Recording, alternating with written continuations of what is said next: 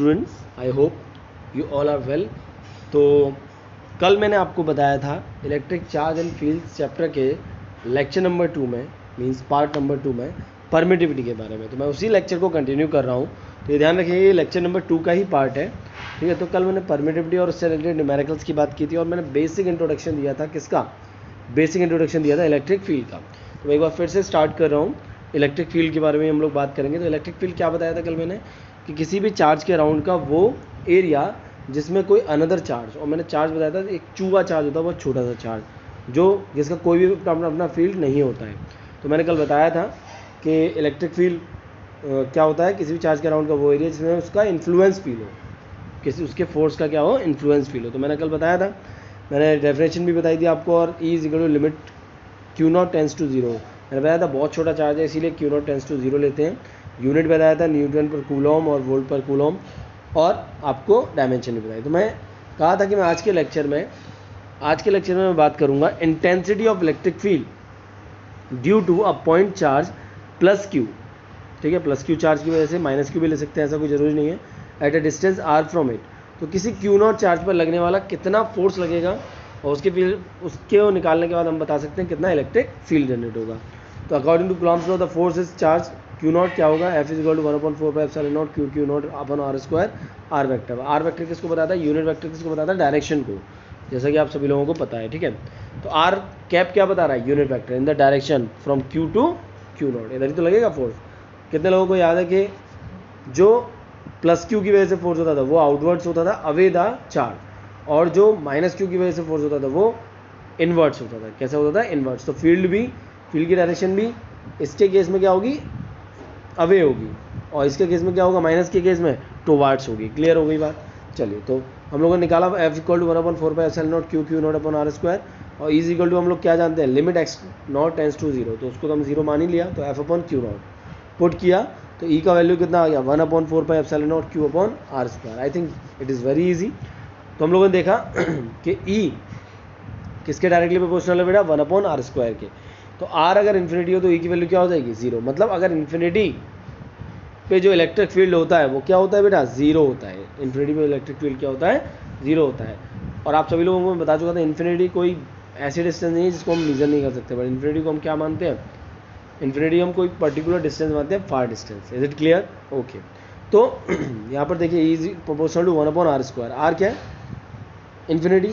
तो E क्या है? 0, ठीक है। तो यहाँ पर अगर हम देखें, जैसे जैसे हमने R की वैल्यू बढ़ाई, E की वैल्यू क्या हुई है? इंक्रीज़ हुई है। कोई दिक्कत तो नहीं है? R की वैल्यू बढ़ाई है तो E की वैल्यू क्या हुई है? डिक्रीज़ हुई है। कोई दिक्कत तो नहीं है? या E की वैल्यू बढ़ाई है तो R की वैल्यू क्या हुई है? डिक्रीज़ हुई है। कोई दिक्कत? चलिए आगे बढ़ते हैं। अब मैंने आपको वेक्टर फॉर्म बताई थी, तो वेक्टर फॉर्म वेरी इजी। देखो बहुत इजी तरीके से याद रखना है आपको। Q0 से Q0 कट गया यहाँ पे, तो क्या बचा था? Q upon R square. तो अब ध्यान रखेंगे 1/4πε0 की जगह K लिखा है मैंने, तो KQ upon R square. R vector की वैल्यू सब लोग जानते हैं कि जब भी हम R कैप की वैल्यू निकालते थे वो किसके बराबर होती थी? आप सभी को मैं याद करवा दूँ मेरी बात, कि R कैप की वैल्यू जब निकालते थे तो हम किसके बराबर होती थी? वो vector R upon mode of R। याद आ गया होगा सब लोगों को, ठीक है। तो वही मैंने यहाँ लिखा है, यहाँ देख सकते हैं आप लोग। तो R अपॉन R0, तो KQ upon RQ into R cap. तो जब भी आप बात करेंगे तो हमेशा साइन, बिना साइन के हम लोग बात करते हैं, तो put charge with sign. Charge को हमेशा साइन के साथ रखेंगे तो E आप कैलकुलेट कर देंगे वेक्टर फॉर्म में। कोई दिक्कत तो नहीं है। और अब मैंने बताया था सुपरपोजिशन प्रिंसिपल, सब लोगों को याद होगा। उसमें क्या करते थे हम? किसी एक चार्ज पे, किसी एक पर्टिकुलर चार्ज पे लगने वाले, देख रहे हैं आप, किसी एक पर्टिकुलर चार्ज का इलेक्ट्रिक फील्ड अगर मैं निकाल रहा हूँ E0, मतलब E नेट एट O पे लगाएंगे तो E1 plus E2 plus E3, वही सब लोग आप पढ़ चुके हैं, ठीक है। अब एक न्यूमेरिकल पढ़ते थे हम कि चार्ज को कहाँ प्लेस किया जाए ये इक्विलिब्रियम में हो। सब लोगों ने पढ़ा था? बिल्कुल पढ़ा था। तो अब यहाँ पर भी एक इस तरह के न्यूमेरिकल है कि दो पॉइंट चार्ज है, +4c और +1μc, are separated by distance of 2 metre, दोनों के बीच distance 2 metre. Find the point on the line joining two charge at which the net electric field of the system is 0, ठीक है। पूछ रहा है कि आपको वो पॉइंट निकालना है जिस पे टोटल इलेक्ट्रिक फील्ड क्या हो? 0 हो। किसी सिस्टम का क्या हो? टोटल इलेक्ट्रिक फील्ड 0 हो। भाई अगर मैं यहाँ प्लेस करता हूँ तो ये चार्ज तो बेचारा वैसे भी बहुत छोटा है, तो ये अगर मैं यहाँ प्लेस करूँगा तो इसका तो फोर्स और ज़्यादा हो जाएगा, तो यहाँ बैलेंसिंग नहीं होगी। बैलेंसिंग की बात चल रही है एक तरीके से। तो मैंने मान लिया, मैंने बीच में प्लेस कर दिया कहीं पे, किसी भी पॉइंट में, बीच का मतलब ये नहीं मिडिल पे, कहीं भी, तो मैंने मान लिया यहाँ पर मैंने प्लेस कर दिया। तो इसकी डिस्टेंस मैंने मान ली पी पॉइंट की फर्स्ट चार्ज से x और सेकंड चार्ज से कितनी हो जाएगी 2 - x। इसकी वजह से इलेक्ट्रिक फील्ड दोनों की वजह से अवे लगेगा क्योंकि दोनों ही पॉजिटिव है, ठीक है, और पॉजिटिव चार्ज रखना है बीच में, बात समझ रहे हो। चलिए तो अब देखते हैं आगे सोल्यूशन क्या करेंगे हम लोग। पहले निकालेंगे E1 बराबर E2 था, electric field at point P will be 0। कब होगा 0? जब E1 और E2 बराबर हो जाए। अगर देखिए एक छोटी सी बात बता देता हूँ, अगर E1 और E2 कब बराबर होंगे, अगर मैंने इसके पास प्लेस कर दिया, भाई ये तो वैसे ही बहुत छोटा है, आप समझो, इसके अगर पास प्लेस करूँगा ये तो वैसे ही बहुत छोटा है, 1 वाला तो वैसे ही बहुत छोटा है, तो इसके बराबर इलेक्ट्रिक फील्ड क्रिएट ही नहीं कर पाएगा ये। और इसके पास अगर रख दूंगा तो ये इतना स्ट्रॉन्ग इलेक्ट्रिक फील्ड बना देगा, तो इसके इलेक्ट्रिक फील्ड की वैल्यू खत्म हो जाएगी। तो इसलिए मैंने इसके थोड़ा करीब प्लेस किया है, बात समझ में आ गया। यहाँ भी प्लेस कर सकते हैं, कोई दिक्कत नहीं है उसमें, ठीक है। चलिए तो आगे देखिए, E1 बराबर E2, तो 1/4πε0 Q/r²। तो इसके लिए Q की वैल्यू Rx था यहाँ पर, और इसके लिए हमने सॉल्व किया तो x की वैल्यू कितनी आ गई +-2 2 - x। तो पॉजिटिव लेंगे तो वैल्यू क्या आ रही है 4/3 मीटर, और नेगेटिव लेंगे तो वैल्यू क्या आ रही है x = 4 मीटर। कोई दिक्कत, बात समझ में आई। हमने बीच में प्लेस किया है तो ऑब्वियस सी बात है, टोटल डिस्टेंस हमारी कितनी है 2 मीटर, 4 मीटर तो पॉसिबल ही नहीं है। तो electric field will be 0 at x = 4/3 metre to the right of 4 μc। किधर से, हमने यहाँ से अगर हम 4/3 की डिस्टेंस पर रख दें, 4/3 मीटर की डिस्टेंस पर रख दें, तो ये कितना वैल्यू आएगा इसका, तो वैल्यू क्या हो जाएगा नेट इलेक्ट्रिक फील्ड का 0 हो जाएगा। बात समझ में आ गई, कोई दिक्कत नहीं है। चलिए एक और न्यूमेरिकल लेते हैं। 2 point charges Q1 Q2 tens to -8 and tens to -8 respectively are placed 0.1 metre apart. 1 2 ये दोनों रखे गए हैं 1 मीटर की दूरी पे, तो दोनों के बीच में हमने ये पॉइंट मान लिया 0.5 0.5, कोई दिक्कत तो नहीं है। और इधर हमने क्या कहा है, calculate the electric field at point ABC as shown figure. ABC क्या है, ABC, कोई दिक्कत। चलिए आइए देखते हैं। तो इस पे लगने वाला इलेक्ट्रिक फील्ड हमने मान लिया, यहाँ कोई पॉइंट चार्ज प्लेस किया है आपने, तो अवे जाएगा, यहाँ पे भी अवे जाएगा और यहाँ पे भी अवे जाएगा। तो इन दोनों के बीच का एंगल कितना हो जाएगा, जब ये 60 120 हो गया दोनों के बीच का एंगल। इधर टेंस टू -8 प्लेस किया ही गया। तो देखिए E1 की वैल्यू कैसे निकाली आपने, the electric field vector E1 at A due to the positive charge Q1 point towards and it has magnitude E1 = K Q1। भाई टुवार्ड्स ही तो होगा, ए पॉइंट पर अगर देखोगे तो टुवार्ड्स ही होगा। 0.5 डिस्टेंस है दोनों की, है कितनी 0.5 है, प्लेस कर दी मैंने, सॉल्व कर दिया E1। Similarly the electric field vector E2 at A due to the negative charge Q2। Positive देखो, एक पॉजिटिव है और एक नेगेटिव है, और पॉजिटिव की वजह से टुवार्ड्स आएगा, पॉजिटिव की वजह से टुवार्ड्स आएगा। तो E2 की वैल्यू कितनी हो गई 9 अपॉन, आपने सेम टू सेम रखा, सेम टू सेम वैल्यू आएगी। तो अगर हम टोटल मैग्नीट्यूड निकालेंगे तो E1 E2 को सॉल्व करने के बाद ये आ गया। ऐसे ही ये किधर की डायरेक्शन होगी, टुवार्ड्स द राइट। अब आते हैं बी पॉइंट पे नेगेटिव चार्ज की वजह से हमने वैल्यू निकाल दी E1 की, सेम E2 की निकाल दी, इसके बाद E1 - E2 निकाल दिया, मैग्नीट्यूड ऑफ टोटल, क्योंकि डायरेक्शन अलग अलग है इसीलिए E भी निकल आया। अब बात करते हैं सी पे। तो सी पे आपने देखा तो E1 बराबर E2 होगा सी पॉइंट पे, क्योंकि आप मैंने बताया था भाई, ये वाली की बात कर रहा हूँ मैं, किसकी बात कर रहा हूँ, घबराने की ज़रूरत नहीं है। देखिए इसकी बात कर रहा हूँ मैं, इसकी बात कर रहा हूँ, इस पॉइंट की। तो एक E1 E2 दोनों के बीच का एंगल 120, कोई दिक्कत।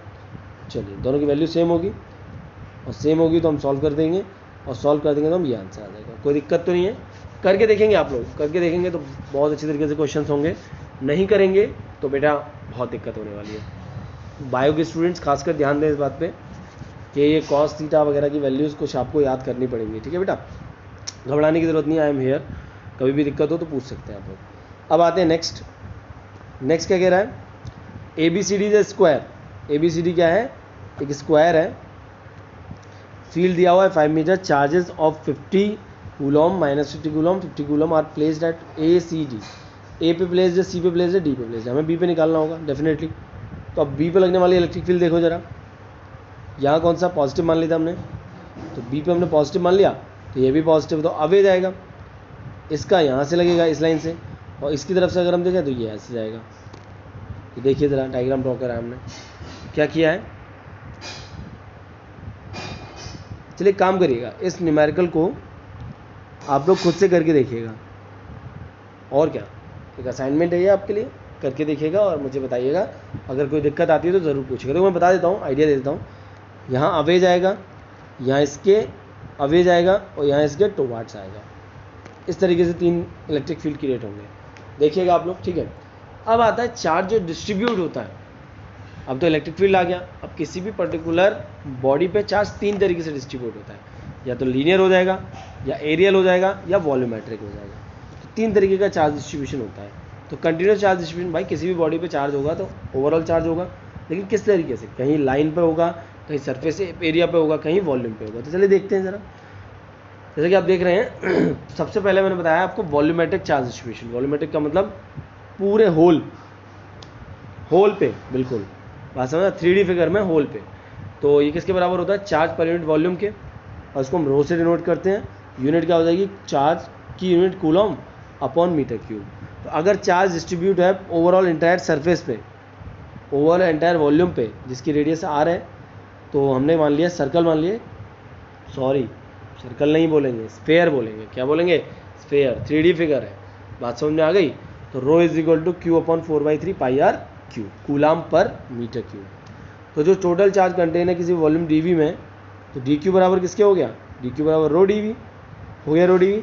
यहाँ से हमने निकाला total electrostatic force exert by, ये सब ने पढ़ा है, फोर्स क्यू नॉट अपॉन, तो यहाँ पर तो हमने किसके फॉर्म में निकाल दिया, 1/4πε0 क्यू नॉट अपॉन r² होता है, बिल्कुल होता है। तो 1/4πε0 क्यू नॉट, तो ये हो गया, और dq तो अपॉन r², तो फॉर्म में हमने निकाल दिया, कोई दिक्कत तो नहीं है ना उससे। ऐसे इलेक्ट्रिक फील्ड निकाल देंगे इसका। अब सरफेस चार्ज में क्या हो जाएगा, यहाँ पे एरियल डिस्ट्रीब्यूशन हो जाएगा, तो चार्ज पर यूनिट एरिया, तो ऐसा यूनिट क्या होगा, कूलाम पर मीटर स्क्वायर।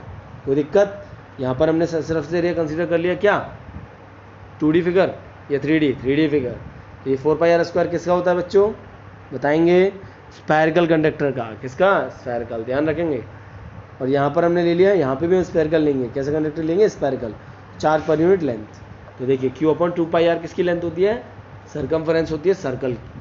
फिर से गलत बोला मैंने, गलत बोला, अरे सही बोला, सरकमफरेंस ऑफ सर्कल। बात समझ में आ गई, कोई दिक्कत तो नहीं है। चलिए अब देखिए, अब आते हैं, ये बहुत इंपॉर्टेंट डेरिवेशन है बेटा, तो इस पर लिख लेंगे आप लोग, very very very important, very very important. चलिए आइए, अब देखिए एक बात आपको बता दूं, मैं जितनी चीज़ें मैं करा रहा हूँ ना, सारी सीधे सीधे बोर्ड से रिलेटेड है। वही न्यूमेरिकल्स जो मैं करा रहा हूँ, इसी तरीके के न्यूमेरिकल्स आपसे डायरेक्टली पूछे जाएंगे, कहीं से बाहर से कुछ भी नहीं पूछा जाएगा। आप बोर्ड के हिसाब से तैयारी करेंगे तो ये जो मैं आपको बता रहा हूँ सारी चीज़ें बहुत ज़्यादा बेस्ट है आपके लिए, और कोई दिक्कत नहीं आने वाली आपको। इसके अलावा कुछ भी नहीं पढ़ना है, दोबारा रिपीट कर रहा हूँ, कुछ भी नहीं पढ़ना है बोर्ड के लिए, ठीक है। चलिए आते हैं, तो देखिए electric field due to charge distribution. मैंने एक पर्टिकुलर रॉड लिया और उस रॉड पे मैंने चार्ज डिस्ट्रीब्यूट किया है। अब आपको यहाँ पर टोटल इलेक्ट्रिक फील्ड निकालना है। अब आप मुझसे कह सकते हो सर इसमें तो टोटल चार्ज है, प्लस प्लस प्लस सब जगह है, तो अब इसके लिए क्या करें, ऐसे तो नहीं निकलेगा। तो हमने क्या किया, भाई टोटल पे डिस्ट्रीब्यूट है ना, तो ई नेट कैसे निकालोगे। तो मैंने क्या किया, एक पर्टिकुलर लेंथ इसमें से काट ली, जिसका dx लेंथ मान लिया, और छोटा सा चार्ज इसमें से काट लिया, कितना, dq। पहले हम इसकी स्टडी करते थे, इसकी स्टडी कर लेंगे तो इंटीग्रेशन करके, आप सभी लोग जानते हैं इंटीग्रेशन से हम होल का निकाल सकते हैं, कोई दिक्कत तो नहीं है। चलिए आइए देखते हैं, हमने एक स्मॉल चार्ज dq प्लेस किया है यहाँ पर, हमें यहाँ पर p पॉइंट पे निकालना है इलेक्ट्रिक फील्ड, ठीक है, कोई दिक्कत तो नहीं है, p पॉइंट पे। तो अब आप देख रहे हैं पॉजिटिव चार्ज है तो अवे जाएगा, E is equal to KQ/r², सब लोगों ने पढ़ा है, p पॉइंट पे, ठीक है, पॉजिटिव चार्ज से तो अवे जाएगा। चलिए हमने यहाँ पर p पॉइंट पे प्लेस कर दिया, तो हमने यहाँ से डिस्टेंस मान ली x इक्वल टू a, और कहाँ तक है ये टोटल डिस्टेंस कितनी है, l, तो a से कहाँ तक, a प्लस l तक। भाई ये डिस्टेंस तो l है प्लस a, तो यहाँ से इस यहाँ तक की डिस्टेंस कितनी हो गई, a प्लस l। कोई दिक्कत तो नहीं है, कोई दिक्कत तो नहीं है। तो हमें चार्ज को कहाँ से कहाँ, यहाँ से मूव करवाना है यहाँ तक, सिंपल सी बात यही है। तो यहाँ से इन्फ्लुएंस इसका यहाँ तक दिखेगा इसका। चलिए तो देखते हैं इलेक्ट्रिक फील्ड क्या हो जाएगा स्मॉल के लिए, dk/dq/x², ये x² हो गया, इसके लिए बात कर रहा हूँ मैं यहाँ से, कोई दिक्कत तो नहीं है। अब चार्ज कहाँ से कहाँ तक है, x इक्वल टू ए से लेके x equal to A plus L तक। टोटल चार्ज यही तो है भाई। टोटल लिमिट कितनी है इस चार्ज की, ए से लेके कहाँ तक, ए प्लस एल तक। तो आपने के Q D Q upon x square किया, लिमिट ए से ए प्लस एल तक आपने के डी क्यू। आप सभी लोग जानते हैं चार्ज पर यूनिट लेंथ की बात चल रही है, तो लैम्डा बराबर चार्ज पर यूनिट लेंथ। तो हमें एलिमिनेट करना है इसको डी क्यू को। तो डी क्यू को कैसे हटा देंगे हम लोग, D Q equal lambda into D x. तो लैम्डा इंटू डी एक्स ले लिया भाई, इंटीग्रेशन हमसे सेम लिमिट में होता है, तो के लैम्डा को बाहर ले लिया, इंटीग्रेशन किया, K lambda is equal to 1 minus 1। तो सॉल्व करने पे आपको ये मिलेगा ई नेट के लैम्डा डे lambda L A plus L. अब आप ध्यान रखिए, कोई दिक्कत तो नहीं है यहाँ तक, पक्की बात। आपने लैम्डा बराबर क्या पढ़ा है, क्यू अपॉन एल, उठा के पुट किया आपने, एल से एल कैंसिल आउट, क्या आ गया ई नेट के क्यू ए प्लस एल। बात समझ में आ गई। ये डेरिवेशन पूछा जाता है कई बार, तो इसको ध्यान रखेंगे सब लोग, ठीक है। कोई डाउट हो तो बिल्कुल पूछेंगे। एक और डेरिवेशन पूछते हैं, obtain the formula for the electric field due to a long thin wire of uniform linear charge density lambda without using Gauss law। very important derivation है बेटा। ये काम वही करना है चीज़ें वही यूज़ करनी है जो हमने वहाँ पर यूज़ की हैं, ठीक है। तो घबराने की ज़रूरत नहीं है। स्टार्ट करते हैं। सबसे पहले क्या काटेंगे, एक एलिमेंट काट लेंगे। सबसे पहले क्या करेंगे, एक एलिमेंट काट लेंगे। तो एलिमेंट जब आप काटेंगे तो मान लिया कि ये जो दिया हुआ है वायर दिया हुआ है, ये इनफाइनाइट लेंथ का है। कितना है, इनफाइनाइट। क्या आप इनफाइनाइट को कैलकुलेट करेंगे, नहीं। तो मैंने क्या किया, किसी एक पर्टिकुलर पी पॉइंट पे आपको क्या निकालना है, इलेक्ट्रिक फील्ड निकालना है। तो पी पॉइंट पे मैंने इलेक्ट्रिक फील्ड मान लिया, यहाँ पर मैंने इलेक्ट्रिक फील्ड निकालना है, ठीक है। कोई दिक्कत तो नहीं है भाई। इसको पी पॉइंट कह रहा हूँ मैं, ध्यान रखना मेरी बात को, ध्यान रखना। ये है पी पॉइंट, ठीक है। कोई दिक्कत तो नहीं है, नहीं है। चलो तो देखेंगे। तो पी पॉइंट पे आपको इलेक्ट्रिक फील्ड निकालना है। यहाँ से डिस्टेंस कितनी है, ये डिस्टेंस है y, तो और ये डिस्टेंस है x। ये कितना हो जाएगा, √x square plus Y square. बात समझ में आ गई, कोई दिक्कत बेटा, ठीक है। मान लिया, अब एक स्मॉल एलिमेंट कंसीडर कर लिया जिसकी डिस्टेंस dx मान ली। क्या मान ली, dx। बात समझ में आया।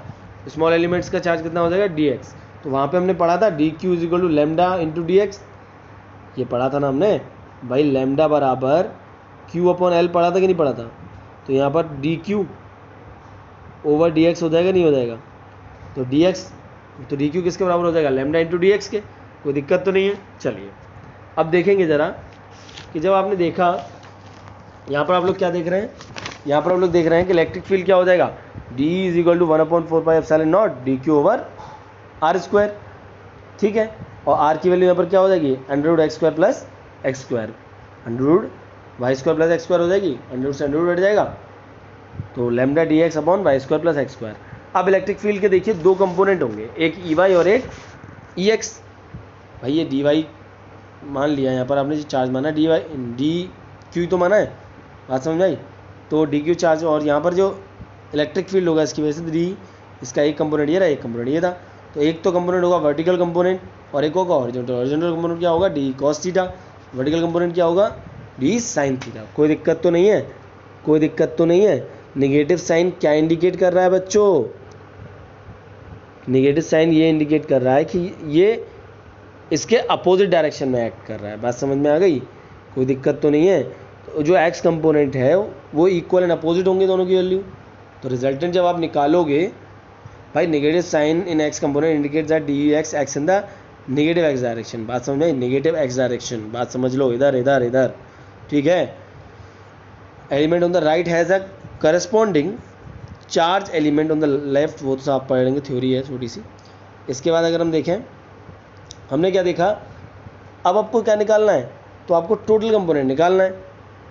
अगर आप, मेरी बात समझना, बहुत ध्यान से बता रहा हूँ, एक चीज़ ध्यान से समझ लेना क्या होगा। अगर एक्स कंपोनेंट के दो चार्ज एलिमेंट्स हैं तो इक्वल एंड अपोजिट डायरेक्शन में करेंगे तो वो आपस में कैंसिल हो जाएंगे। ये वाले, इनकी बात कर रहा हूँ मैं भाई। एक एलिमेंट ऐसे एक्ट करेगा, एक एलिमेंट ऐसे, तो आपस में दोनों क्या हो जाएंगे, कैंसिल आउट हो जाएंगे, इक्वल एंड अपोजिट। तो क्या बचा, ये बचा भाई। इसका एक कंपोनेंट तो ये है, एक यहाँ जाएगा, एक ऐसे जाएगा, तो बचा कौन सा, ये बचा। इसका मतलब हमें बेसिकली किस पे बात करनी है, ई वाई पे।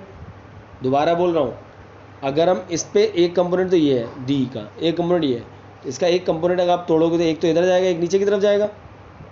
इसका एक इधर जाएगा, एक इधर जाएगा। तो इस बेसिकली में ई वाई पे बात करनी है, ये दोनों इक्वल है, कट जाएंगे और ये दोनों एक ही डायरेक्शन में चले जाएंगे। तो रिजल्टेंट जो मिलेगा वो ई वाई की वजह से मिलेगा। किसकी वजह से बेटा? ई वाई की वजह से। बात समझ में आ गई? ठीक है, सुनिएगा मेरी बात। तो हम वो किसको कंसिडर करेंगे? ई वाई को।